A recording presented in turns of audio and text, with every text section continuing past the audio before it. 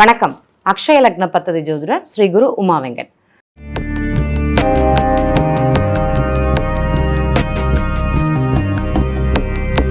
நம்ம இப்போ சப்தகன்னி மாதா ஒரு நண்பர் கேட்டாங்க, சப்தகன்னி மாதாவை பற்றி சொல்லுங்க அப்படிங்கிறது அவங்களுடைய கேள்வியாக இருந்தது. ஏன்னா அவங்களுடைய ஜாதகம் அனுசரித்து அந்த சப்தகன்னி மாதா வழிபாடு அப்படிங்கிறது உங்களுக்கு நல்ல பலனை கொடுத்தது. யாருக்குன்னு பார்த்தீங்கன்னா, இந்த மிதுன லக்னம் அக்ஷய லக்னமாக ஒருத்தவங்களுக்கு போகிறவங்களுக்கு, அதே மாதிரி இந்த கும்ப லக்னம் இவங்களுக்கு இந்த சப்தகன்னி மாதா வழிபாடு அப்படிங்கிறத சொல்லலாம். யாரெல்லாம் இந்த சப்தகன்னி மாதா நீங்கள் பார்த்தீங்கன்னா 7 தேவியர்கள். இந்த சப்தகன்னி மாதா உருவானதே ஒரு பெரிய சரித்திரம்னு சொல்லலாம். சும்ப நிசும்பர்களை வதைக்கிறதுக்காக பார்வதி தேவி உடலில் இருந்து பிரிந்தவங்க தான் இந்த சப்தகன்னி மாதா. இன்னொரு சரித்திரத்தில் என்ன கூறப்படுகிறது அப்படின்னா, கருவிலே இல்லாமல் உருவான தேவியர்கள் மூலமாகத்தான், தேவியோட துணைக்காக இருந்தவங்க மூலமாக தான் இந்த சப்தகன்னி மாதா அவங்கள வச்சு தான் இந்த சும்ப நிசும்பர்களை வதை செய்ய முடியும் அப்படிங்கிறது.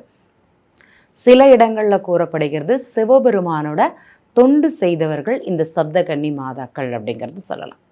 இவங்களுக்கு ரொம்ப விசேஷம் என்னன்னு பார்த்தீங்கன்னா, இவங்க 7 பேர்: பிராமி, வைஷ்ணவி, வாராகி, சாமுண்டி, இந்திராணி, அதுமாதிரி கௌமாரி, இந்த 7 தேவியர்களுமே வணங்க நீங்கள் எல்லா ஒரு தெய்வத்தையும், அதாவது இந்த மும்மூர்த்திகள்னு எப்படி நம்ம சொல்கிறோமோ அதே மாதிரி 3 தேவியர்களுமே வணங்கக்கூடிய ஒரு தன்மை இந்த சப்தகன்னி மாதாக்களுக்கு இருக்குது. இதில் வாராகியும் வைஷ்ணவியும் ரொம்ப விசேஷம்னு சொல்லலாம். எல்லாருமே விசேஷம்தான். இந்த வாராகி ரொம்ப விசேஷம். நினைத்த உடனே உக்ர ரூபம். நம்ம என்ன செய்கிறோமோ அதோட பிரதிபலன். நான் நேர்மையாக ஒரு செயலை கேட்டேன்னா அங்கே நடத்தி கிடக்கக்கூடிய ஒரு தன்மை அந்த வாராகி தேவிக்கு இருக்குது. இந்த பொய், களவு இவங்களெல்லாம் மாற்றக்கூடிய ஒரு தன்மை. அதே மாதிரி இந்த மாதுன்னு சொல்லுவாங்க. பெண்கள் ஆசை உள்ளவர்களுக்கும் இந்த மது பழக்கம் அதிகமாக உள்ள நபர்களும் இந்த சப்தகன்னி மாதா வழிபாடு பண்ண அவங்களுக்கு கண்டிப்பாக ஒரு மாற்றம் இருக்கும். சில குடும்பங்களில் பார்த்தீங்கன்னா, பெண்கள் கேட்கக்கூடிய முதல் கேள்வி, என் கணவர் அதிகமான இந்த குடிப்பழக்கத்திற்கு, போதை பழக்கத்திற்கு அடிக்ட் ஆயிடுறாங்க, அவங்கள எப்படி மாற்றுறது அப்படிங்கிற கேள்வி அதிகமாக இருக்கும். எந்த கோவிலில் இந்த சப்தகன்னி மாதாவோட ஆலயங்கள் இந்த நடை இருக்குதோ அங்கே போயிட்டு சுவாமிக்கு ஒரே ஒரு பன்னீர் ரோஸ், அதாவது பன்னீர் ரோஜாப்பூ வாங்கி வச்சுட்டு வந்தால் கூட போதும். ஏன்னா அவங்களுக்கு இருந்ததுன்னா நீங்கள் மாலையாக கூட வாங்கி போடுங்க. அந்த மாலைக்கு, அந்த மலருக்கு அவ்வளோ ஒரு மகிமைன்னு சொல்லலாம். இது செய்ய அந்த கணவர் அப்படிங்கிறது அந்த மனைவி பேச்சை கேட்கக்கூடிய ஒரு தன்மையும், இந்த குடும்பங்களில் பிரிவு இருக்கக்கூடியவங்க இந்த சப்தகன்னி மாதா வழிபாடு பண்ண இந்த ஒற்றுமை அப்படிங்கிறது நிலவும். என் கணவர் என்னை விட்டுட்டு போகிறாங்க, என் மனைவி என்னை விட என்னுடைய பாசம் அவங்களுக்கு கம்மியாக இருக்குதுன்னு யாரெல்லாம் நினைக்கிறாங்களோ அவங்க இந்த சப்தகன்னி மாதா வழிபாடு கண்டிப்பாக பண்ணலாம். இந்த 7 தேவியர்களுமே சேர்ந்து உங்கள் வாழ்க்கையில் ஒரு ஒற்றுமையை கொண்டு வருவாங்க. இந்த நவகிரக தாக்கத்திலிருந்து அதிகமாக சில லக்னங்கள் போகும்போது, உதாரணம் சொல்ல போனீங்கன்னா இந்த துலா லக்னம், இந்த துலா லக்னத்துக்கு கிரக ஆளுமைகள், கிரக தாக்கங்கள் அதிகமாகவே இருக்கும். ஏன்னா இந்த 6ஆம் அதிபதி குரு, 8ஆம் அதிபதி சுக்கிரன், 10ஆம் அதிபதி சந்திரன், 12ஆம் அதிபதி புத பகவான். அப்போ இந்த ஜாதகருக்கு தனக்கு கிடைக்க வேண்டிய பாக்கியம் இருந்ததுன்னா அது ஒரு விரயம் இருக்கும். முயற்சி பண்ணாங்கன்னா அதில் ஒரு பிரச்சனை இருக்கும். ஜாதகரே ஒரு பிரச்சனை. வேலை பார்த்தீங்கன்னா அங்கே நிரந்தரமாக இருக்காது. இந்த துலா லக்னக்காரங்களுக்கு வேலை 1 மாதத்தில் ஒரு வேலை, இல்லைன்னா 6 மாதத்துக்கு ஒரு வேலை. அந்த மனமாற்றம் உங்களுக்கு அதிகமாகவே இருக்கும். வார்த்தைகளுடைய வீரியத்தன்மை அப்படிங்கிறது அதிகமாக இருக்கும். நம்ம என்ன பேசுகிறோமோ அது கூட நிதானமாக, அதாவது அந்த நிலையில்லாத பேச்சுன்னு சொல்லுவாங்க.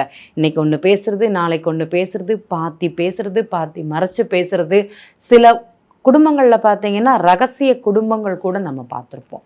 இப்போ இவங்கெல்லாம் இந்த சப்தகன்னி மாதா வழிபாடு பண்ண அவங்க வாழ்க்கையில் ஒரு நல்ல மாற்றம் கண்டிப்பாக வந்திருக்குது.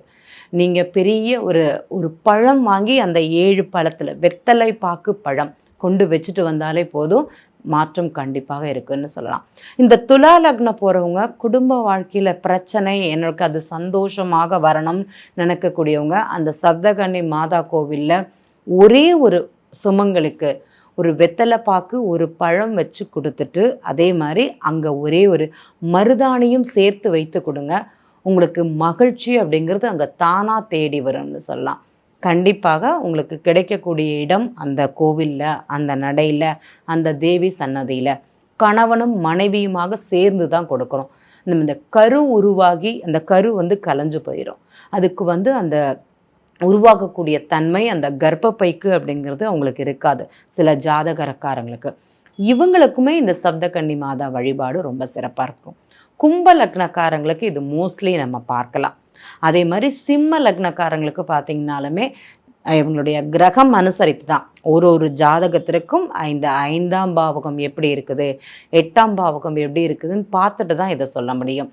அப்போ அந்த 5ஆம் பாவக அதிபதி நல்லா இருந்தாங்கன்னா குழந்தை பிறந்துவிடும். இந்த அஷ்டமாதிபதின்னு சொல்லக்கூடிய கிரகம் அவங்களுக்கு நல்ல நிலையில் இல்லை அப்படின்னா அந்த நிறைய தடவை கரு உருவாகி அழியக்கூடிய ஒரு தன்மை அப்படிங்கிறது இருக்கும். அவங்களுக்கு இந்த வழிபாடு பண்ணணும். சரி, எனக்கு நான் இதை கும்பிட்றேன், அவங்களுடைய அருள் எனக்கு எப்படி கிடைக்குது, எனக்கு பரிபூர்ணமாக அருள் வந்துருச்சா, இல்லைனா நான் இன்னும் கொஞ்சம் அதை உணரணும்னு சொல்லக்கூடிய நண்பர்கள் உங்கள் வீட்டில் 2 வாழைக்கன்று வாங்கி நடுங்க. அது வளர வளர அந்த சப்தகன்னி மாதாக்கள் அதே மாதிரி உங்களுடைய குலதெய்வ அருளும் உங்கள் கூடவே சேர்ந்து வரும்னு சொல்லலாம். அந்த வாழை இலையை பயன்படுத்துவது, வாழையடி வாழையாக உங்கள் வாழ்க்கை கண்டிப்பாக மலரும். அதில் உள்ள மகத்துவம் அப்படிங்கிறது அந்த வாழைக்கும் அந்த சப்தகன்னி மாதாவோட அருளும் உங்கள் குடும்பத்திற்கு என்றென்றும் நிரந்தரமாக இருக்கும். ஏன்னா இந்த கும்ப லக்னக்காரங்களுக்கு பார்த்தீங்கன்னா கரெக்டாக இருக்கும், கட் அண்ட் ஸ்ட்ரிக்டாக இருக்கணும். ஒரு செயலை அன்றே செய்யணும், இல்லைன்னா நான் செய்கிறதே ரொம்ப தயக்கமாக செய்வேன், அது சரி வராதுன்னு தெரியாது அப்படின்னா அது பக்கமே நான் போக மாட்டேன். அந்த மாதிரி மென்டாலிட்டி தான். எனக்கு தெரியும் நீங்கள் என்ன சொல்கிறது அப்படிங்கிற ஒரு தன்மை இருக்கும். அதே மாதிரி பொருளாதாரத்தை பற்றியும் அதே மாதிரி தன்னுடைய சந்தோஷத்தை பற்றியும் அவங்களுக்கு அதிகமான சிந்தனைகள் அப்படிங்கிறது இருக்காது. எனக்குண்டானது எனக்கு அது கிடைக்கும், கிடைத்தாலுமே அதை அனுபவிக்கக்கூடியது யோகம் சிலருக்கு இருக்காது. இப்போ இவங்க இந்த வழிபாடு செய்ய செய்ய இதை அனுபவிக்கக்கூடிய ஒரு யோகம் இவங்களுக்கு கிடைக்குமானா கண்டிப்பாக கிடைக்கும். ஏன்னா இவங்களுக்கு மாதத்தில் ஏதாட்டி ஒரு பிரச்சனை அப்படிங்கிறது வந்துருக்கும். இந்த கும்பலக்னம் போகக்கூடிய அந்த 10 வருட காலங்கள் பார்த்திங்கன்னா இவங்களுக்கு இவங்களே பிரச்சனைன்னு சொல்லலாம். தன் வாயே தனக்கு பிரச்சனைன்னு சொல்லுவாங்க. அது மாதிரி தன் தொழிலுக்கு அவங்க தான் பிரச்சனைன்னு சொல்லுவாங்க. எனக்கு இப்போ ஒரு இடத்துல 10 ரூபா கிடைக்க வேண்டியதுன்னா என் வாய் பேச்சாலேயே அந்த 10 ரூபாயை உதாரணமாக சொல்லக்கூடியது 10 லட்சம் கூட இருக்கலாம். அந்த 10 லட்சம் லாபத்தை நானே கெடுத்துக்க கொள்ளக்கூடிய தன்மை இந்த கும்ப லக்னக்காரங்களுக்கு இருக்கும். இவங்க இந்த வழிபாடை கண்டிப்பாக செய்யணும்.